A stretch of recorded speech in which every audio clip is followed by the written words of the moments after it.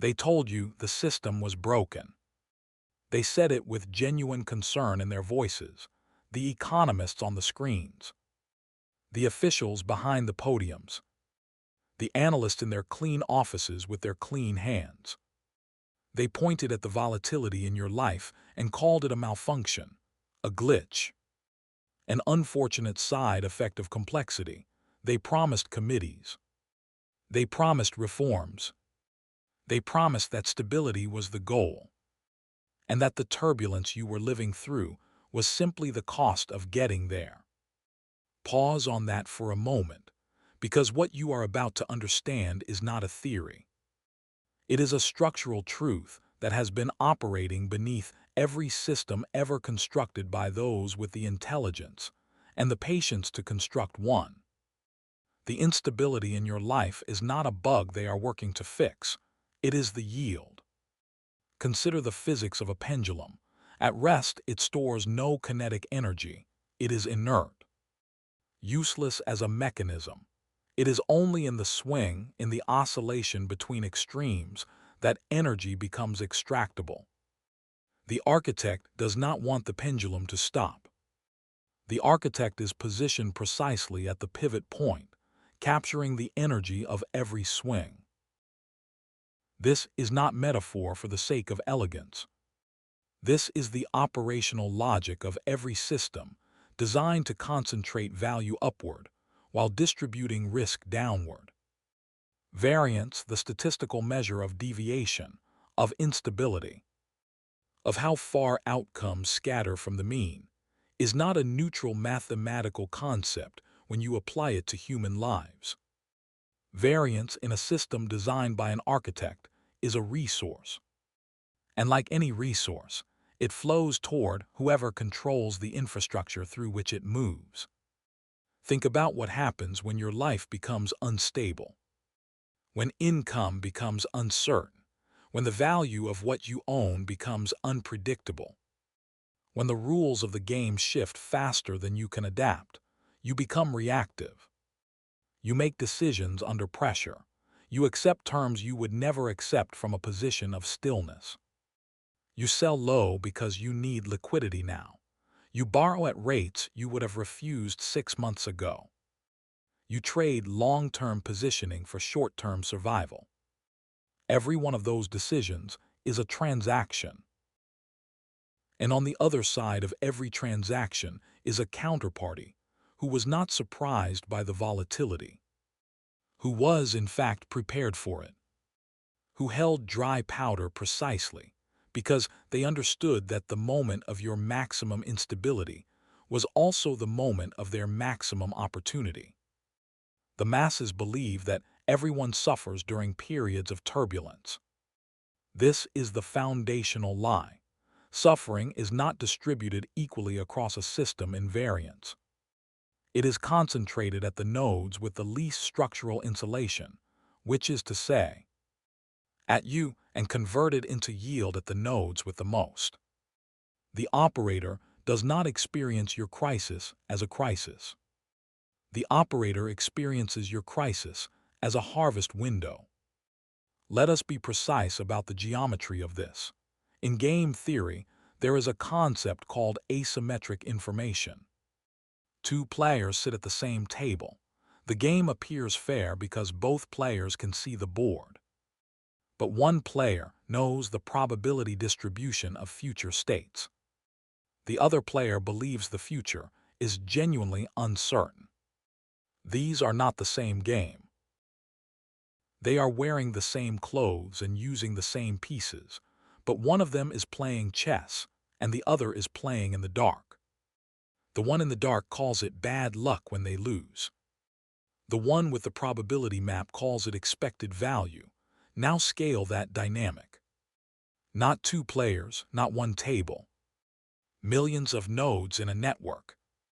Each one making decisions based on incomplete information.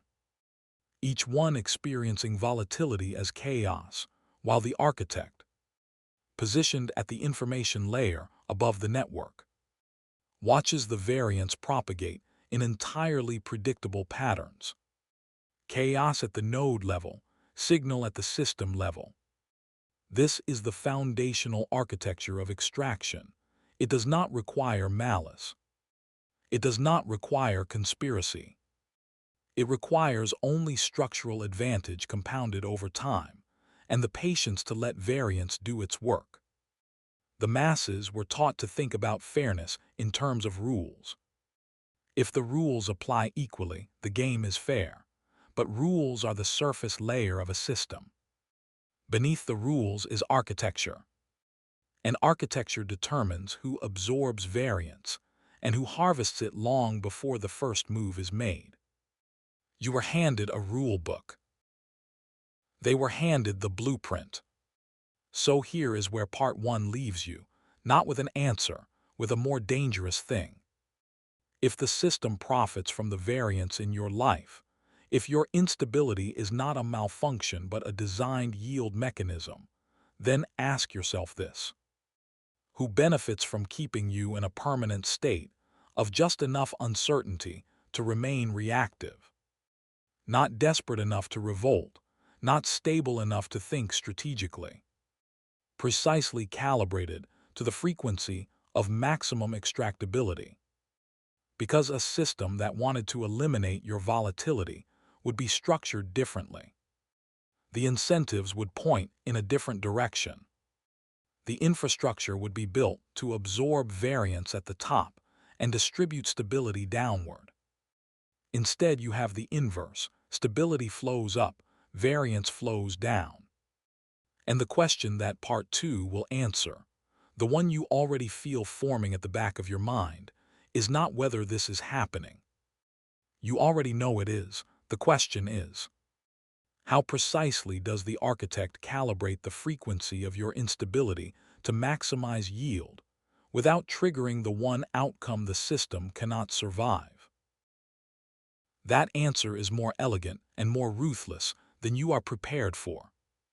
Stay locked in. More elegant and more ruthless than you are prepared for. The architect does not operate on instinct. The architect operates on calibration. And calibration requires a model, a precise mathematical understanding of the relationship between the pressure applied to a node and the yield extracted from it. This is the first principle you need to understand.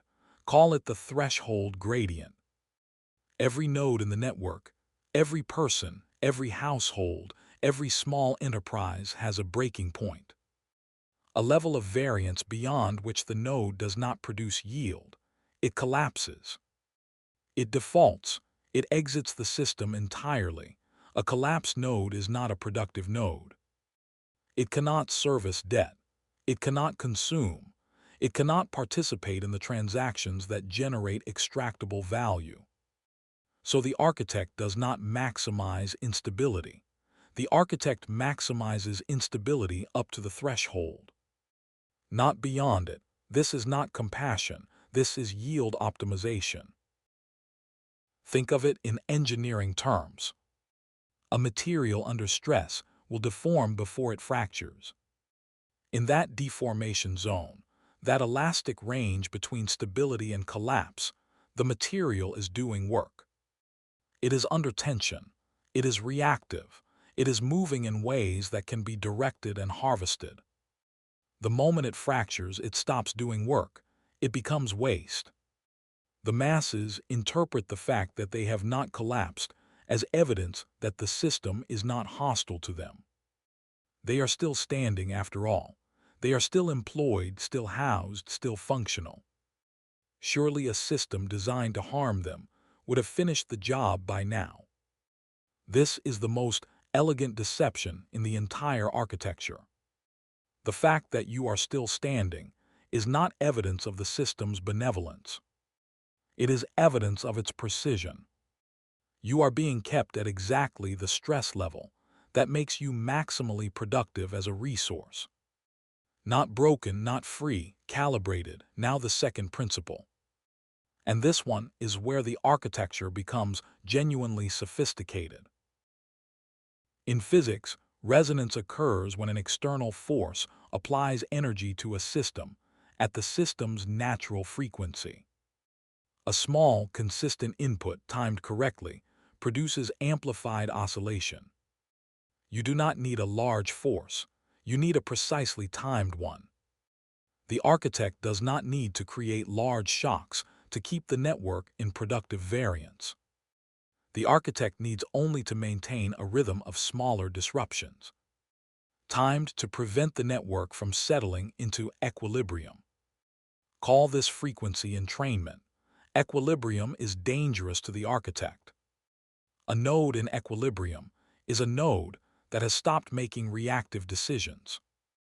It is saving instead of borrowing. It is holding instead of selling.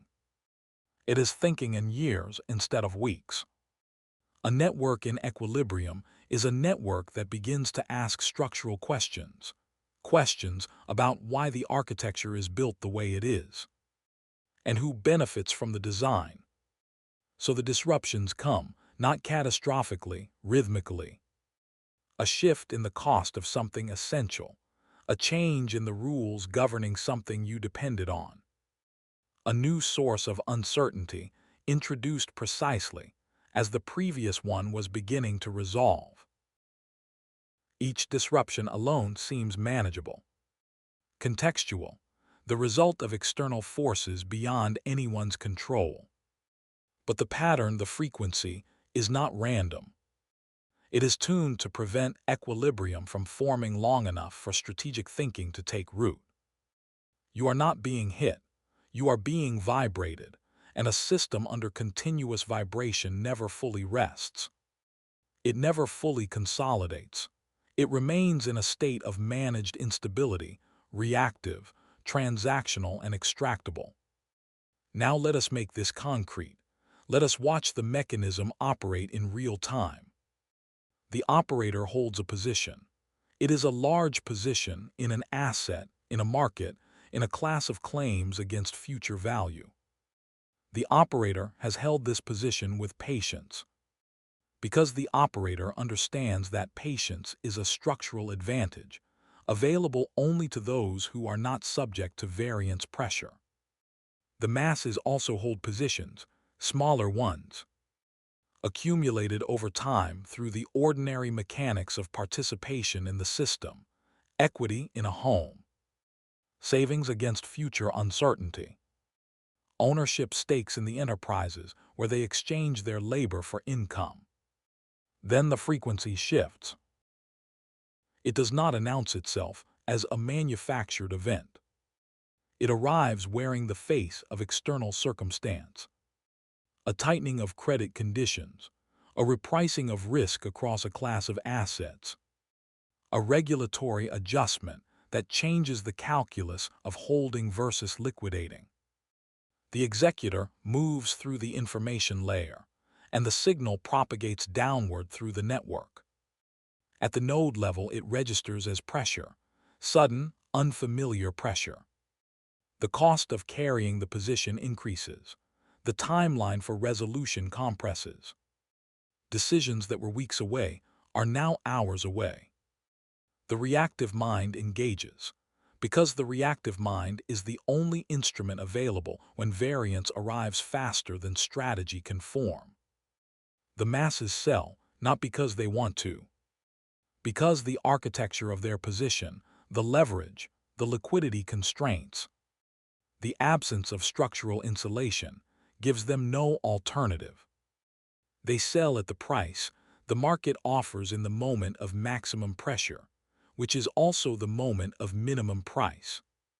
The operator buys, not frantically, methodically, at prices that were not available during the period of equilibrium, at prices that exist only because variance was introduced into the network at precisely the right frequency to force reactive liquidation from the nodes with the least structural insulation. When the frequency normalizes, when the disruption resolves as it always does, because a collapsed network produces no yield, the asset reprices upward. The masses who sold in the harvest window watch the recovery from the outside. The operator who bought in the harvest window holds through the recovery and captures the spread. This is not luck. This is not superior intelligence. This is the threshold gradient and frequency entrainment operating in sequence, exactly as designed. The geometry of the transaction was established before the disruption began. The operator did not react to the event. The operator was positioned for it. And now you understand the mechanism. The question part 3 will answer is the one the mechanism itself cannot address, because it is not a question about how the system works. It is a question about what it means to know this, and what the architecture of your own position looks like once you can read the blueprint, instead of just living inside. What it means to know this, and what the architecture of your own position looks like once you can read the blueprint instead of just living inside it. That is the question the mechanism cannot answer for you. Because the mechanism is indifferent, it does not care whether you understand it. A turbine does not require the water to comprehend the physics of its own motion. The extraction proceeds regardless. The threshold gradient does not pause because a node has developed awareness of the gradient. The frequency entrainment does not stop because a participant has begun to recognize the rhythm. Knowledge in isolation is not a structural advantage. This is perhaps the most important thing AXIOM protocol will ever tell you. Understanding that you are inside a system designed to harvest your variance does not automatically reposition you within that system. Awareness is not architecture. You cannot think your way out of a structural disadvantage any more than you can wish your way out of a physical one. What knowledge does, the only thing it does, is change the decision surface available to you. It does not give you the operator's resources. It does not give you the architect's position at the information layer.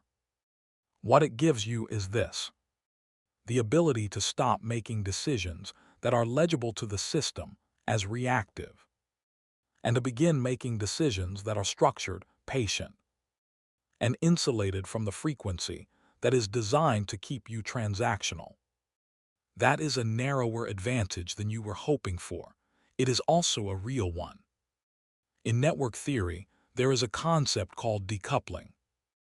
A node that is tightly coupled to the network is a node that propagates every signal the network carries, including the disruption signals. Every frequency shift in the system registers immediately at the tightly coupled node. It has no insulation. It has no delay. It reacts in real time because its survival depends on real-time reaction. A decoupled node is different. It has introduced friction between itself and the network's signal layer. Not disconnection, decoupling. It still participates. It still transacts. But it has built structural insulation that delays the arrival of variance pressure long enough for strategy to engage before reaction takes over. This is the operational target. Not escape from the system. Escape is a fantasy the system itself cultivates to keep you from pursuing the achievable alternative. The target is structural decoupling. Enough insulation to convert the harvest window from a moment of forced liquidation into a moment of deliberate positioning. The operator is not superhuman. The operator is decoupled. The operator has built, over time and with intention, the structural condition that allow patience to function as a strategy. Dry powder optionality. The absence of liquidity pressure at the exact moment the network is generating maximum liquidity pressure on everyone else. You will not achieve this overnight. Anyone who tells you otherwise is selling you a different kind of extraction. But the direction is clear, and the direction is everything. What follows is not motivation. It is not a list of habits for a better life. It is a set of structural directives derived directly from the architecture of the system you now understand. Each one is designed to move you incrementally, measurably, from tightly coupled node to decoupled node. From harvested to positioned, 3 directives applied in sequence over time. First, insulation before optimization, before you attempt to grow anything. You must build the structural buffer that prevents forced liquidation during a harvest window. This means constructing a reserve of liquidity that exists outside the normal operating budget of your life, not an emergency fund in the psychological sense, but a strategic decoupling mechanism in the architectural sense. It must be large enough and stable enough that a frequency shift in the network does not immediately translate into pressure on your decision-making. The operator's primary advantage is not intelligence or capital. It is the absence of liquidity pressure at the moment you have maximum liquidity pressure. And insulation is the only structure that replicates that condition. Second, signal discipline. Once insulation is established, you must train yourself to distinguish between network noise and genuine signal. Because the frequency entrainment mechanism operates by making noise feel like signal. Every disruption that arrives wearing the face of urgency must be processed through a delay mechanism, a mandatory pause between the arrival of variance pressure and the execution of any response. This is not hesitation. This is the structural insertion of strategy between stimulus and action. The same gap the operator operates from by default because their position affords it. You must build that gap deliberately because the system is designed to collapse it. The node that cannot be rushed cannot be harvested on the architect's timeline.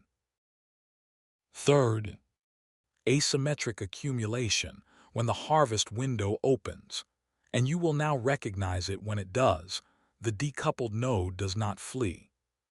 It accumulates, not recklessly, not with leverage that reintroduces liquidity pressure, but with the patient, methodical acquisition of positions that the tightly coupled nodes are being forced to liquidate at the prices the variance has created. This is the mirror image of the operator's strategy, executed at whatever scale your insulation permits. The harvest window is not a threat to the decoupled node. It is the only moment when the spread between price and value opens wide enough to matter. The architect created this window for the operator. The decoupled node uses it for itself. The system will not change because you understand it. The architect does not require your ignorance to function, only your reactivity.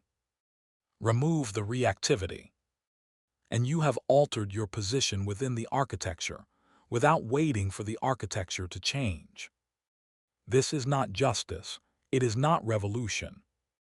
It is the only leverage available to a node that has decided to stop being a resource and start being a participant with a blueprint. The variance will continue. The harvest windows will open and close. The frequency will keep running. The only question that has ever mattered, the one this entire analysis has been building toward, is which side of the transaction you intend to be on when the next window arrives. You have the mechanism now. You have the geometry. You have the 3 directives. What you do with the blueprint is the only variable left that belongs entirely to you. Subscribe to AXIOM Protocol.